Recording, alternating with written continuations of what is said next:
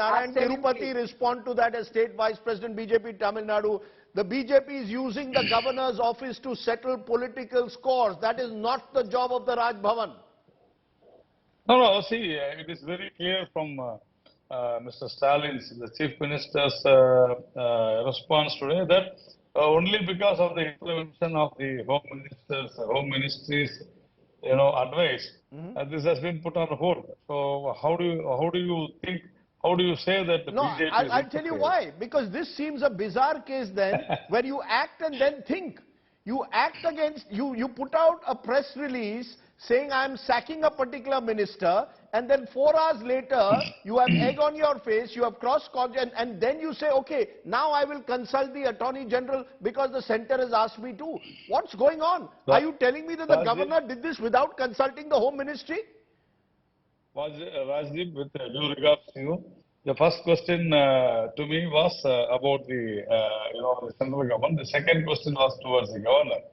See, do we need governors? Yes, we need governors because the same person who accused Mr. Senthil Balaji as a thief, as a fraud, as a land grabber in 2017 or 18, the same person today as a chief minister is guarding him. That is why we need the governor. We need to understand this. So the governor will act as a check on the chief minister in your view. No. What is the role of the governor? Then why has he put the order on hold? Clearly he crossed a constitutional line. He crossed a Lakshman Rekha. Rajdeep, the governor has dismissed Mr. Senthil Balaji. We welcome it because Senthil Balaji is a person to be dismissed. I accept and I acknowledge what Mr. Stalin said in September 1, 2018. He had demanded the dismissal of Mr. Vijay Bhaskar. On that day, you can see in the tweets of Mr. Stalin also, he had demanded the dismissal of Vijay Bhaskar by the governor. Okay. So what? So you're saying when that he was Mr. Stalin had leader, different rules when he was in the opposition, different rules now when he's in government. Mr. Sarvanan, Narayanji, you have made your point. Yes, respond, Sarvanan. Yes.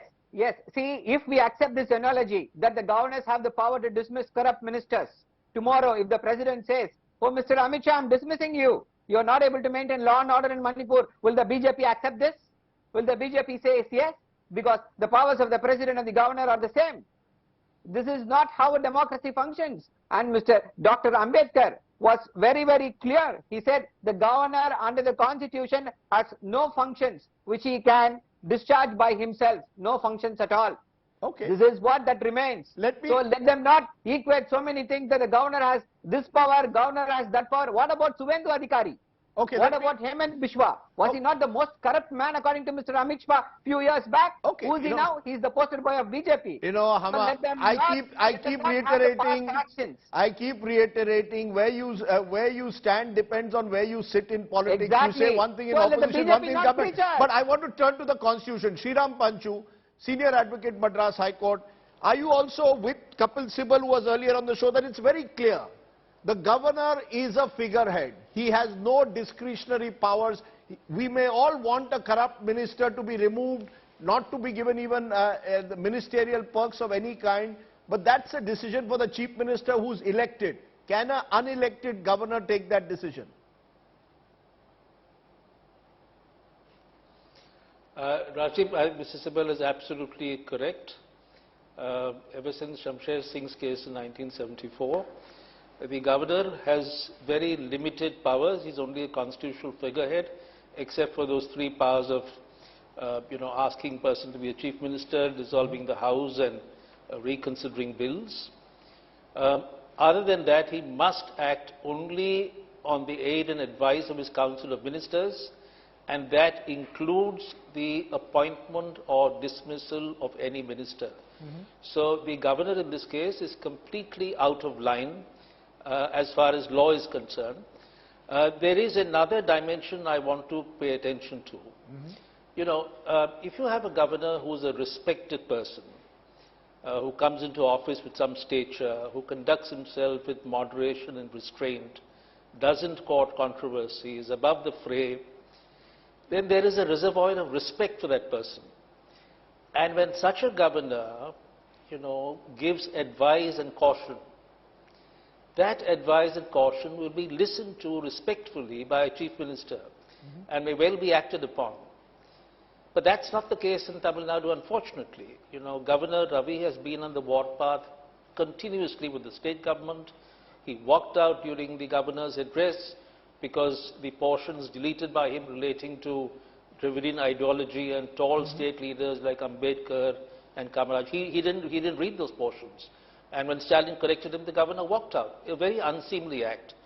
He debunks Dravidian ideology. He wants to change the name of the state. When UPSC selectees meet him, he says if there's a dispute between state and centre, choose the centre. He withholds bills and says, if I withhold the bill is dead. So he's been on the warpath, and So if you have a good governor, the CM will heed his advice. So you're saying the governor will be But judged if you by have his track somebody like, record? like the way Mr. Ravi's, yes. Your governor will be judged by his Yes, track by record. who he was before he came. Right. Yes, And exactly. Let me Who just... he was and how does he conduct himself in office. So his conduct is critical.